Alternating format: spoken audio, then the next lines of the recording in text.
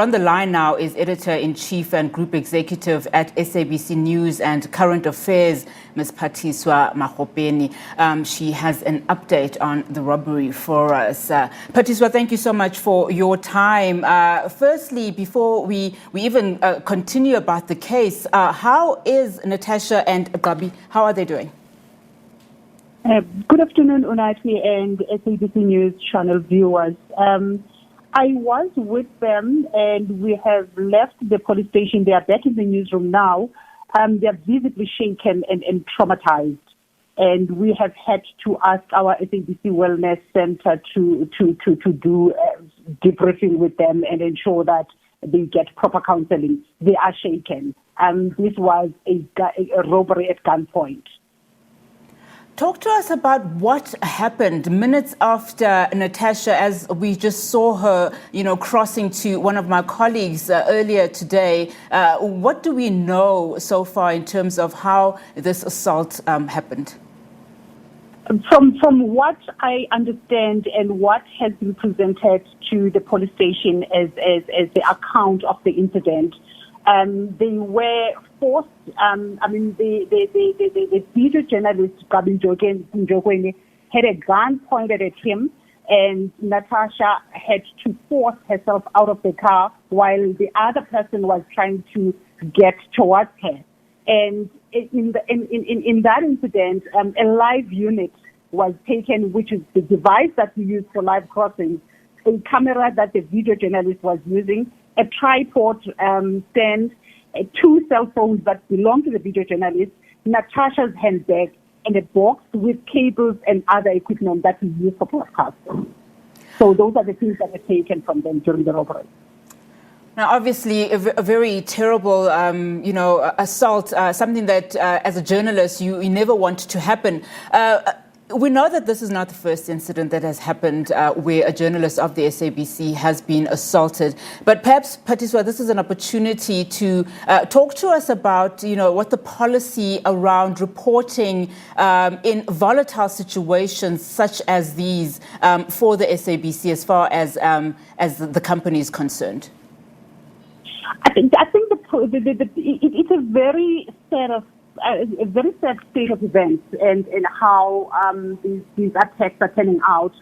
As you would know, some of these have been happening online and people being cyberbullied, and basically it's editorial harassment. There is an expectation that we should deviate from our independence and impartiality in the way we report and follow preferred lines by whoever wants that done. And we cannot deviate from our editorial prescript. There is a particular way in which, as a public news service, we are expected to report. So what we see happening on the ground is exactly a translation of what has been happening online. And it's unfortunate that when we go to these communities, we are delivering a public service. We are literally going to them, providing a platform for them to be able to speak for themselves without anyone interpreting them, state their views, and express their concerns. So when you see things like this, it becomes a huge problem because it means that our ability to do our work is hindered.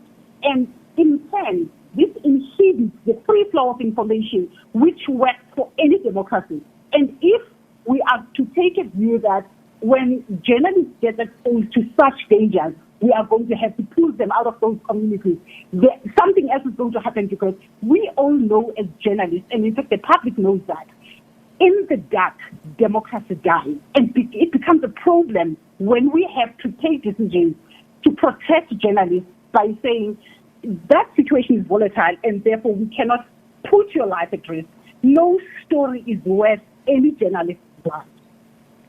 And the unfortunate thing, as you say, is that, journalists are the conduit for that information, from the public to the people who are leading this country, and also vice versa. What is the SABC now going to do in as far as trying to put some form of measures in place, to protect journalists? I know that there's only so much you can do, but in leading up to, the municipal elections, where we know that violent protests are always known to precede them. What is the company now at liberty to do in order to protect journalists, but also more importantly, to bring those stories that are necessary for the rest of the country?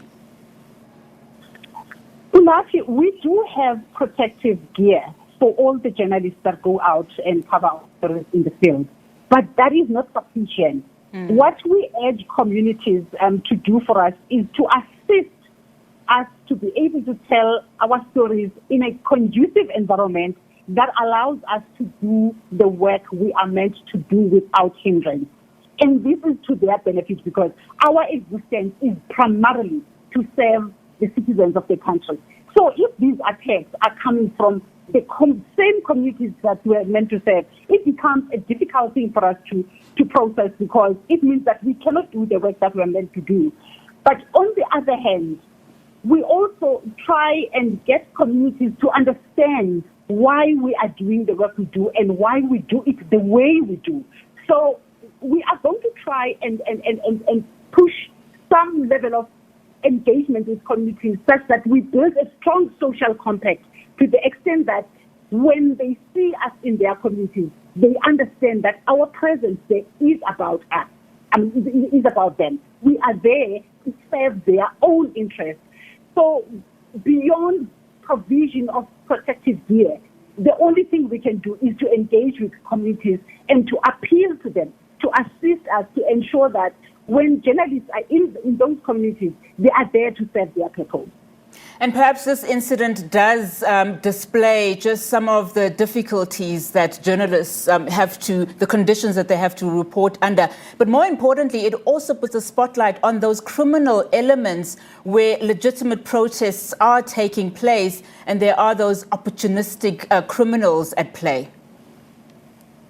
That's true, because one of the problems that we have is when we walk out of those communities because of the experiences that we get exposed to. The unfortunate thing is that it's not every single community member that is involved in those. So you are going to have criminal elements, and what we cannot do as journalists is to criminalize people's concerns and people's anger. We do our job in the way we are supposed to do it, but we also appeal to them to point out those criminal elements because they are within the communities that we cover and they know those people. All right, thank you so much for your time. That was the Editor-in-Chief and Group Executive at SABC News and Current Affairs, Phathiswa Magopeni.